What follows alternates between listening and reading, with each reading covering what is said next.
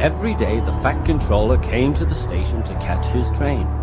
He always walked over to have a word with Thomas the Tank Engine. "Hello, Thomas," he said.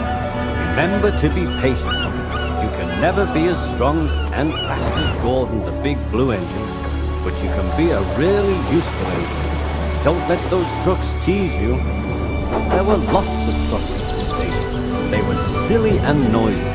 They talked too much and played tricks on engines that they were not used to. Thomas worked very hard, pushing and pulling the trucks into place and getting them ready for the big engines to take on long journeys.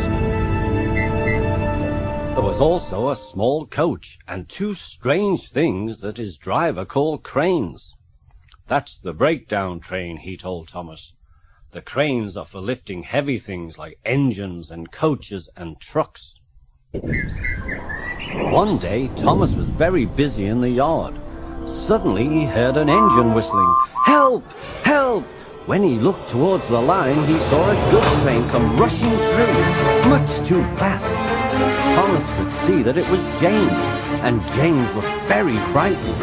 He was screaming and whistling. His brake blocks were on fire. "They're pushing me! They're pushing me!" he panted. But the trucks were laughing. They were having lots of fun with James. Poor James went faster and faster. He was still whistling and calling for help as he disappeared down the line. "I'd like to teach those trucks a lesson," said Thomas. Then came the alarm. "James is off the line! Fetch the breakdown train! Quickly!" shouted one of the men. Thomas was coupled onto the breakdown train, and off they went. Thomas worked his hardest. "Hurry, hurry, hurry," he puffed. "Bother those trucks and their tricks. I hope poor James isn't hurt," said Thomas as he hurried along. They found James at a bend in the line. He was in a field with a cow looking at him. James's driver and the fireman were feeling him all over to see if he was hurt. "Never mind, James," they said. "It wasn't your fault. It was those wooden brakes they gave you. We always said they were no good." Thomas pushed the breakdown train alongside James. Then he pulled the unhurt trucks out of the way. "Oh dear, they groaned. "Serves you right, serves you right," puffed Thomas. He was hard at work, puffing backwards and forwards all afternoon. "This'll teach you a lesson, this'll teach you a lesson," he told the trucks.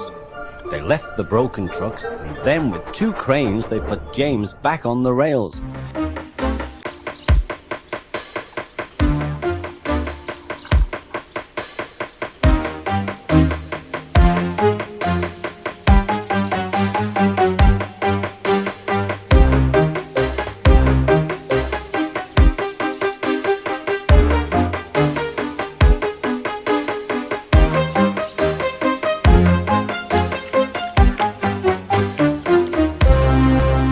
He tried to move, but he couldn't, so Thomas helped him back to the shed.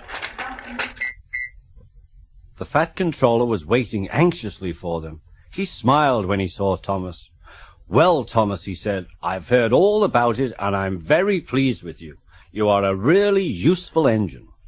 James shall have some proper brakes and a new coat of paint," he said. "And Thomas, you shall have a branch line all to yourself." "Oh, thank you, sir," said Thomas, feeling very proud. Now Thomas is as happy as can be. He has a branch line and two coaches called Annie and Clarabelle. Annie can only take passengers, and Clarabelle can take passengers' luggage and a guard. They are both old and need new paint, but Thomas puffs proudly backwards and forwards with them all day. He is never lonely. His friends, Edward and Henry, stop quite often to tell him the news. Gordon, the biggest and proudest engine, is always in a hurry, but he never forgets to say, "Poop, poop," and Thomas always whistles, "Peep, peep," in return.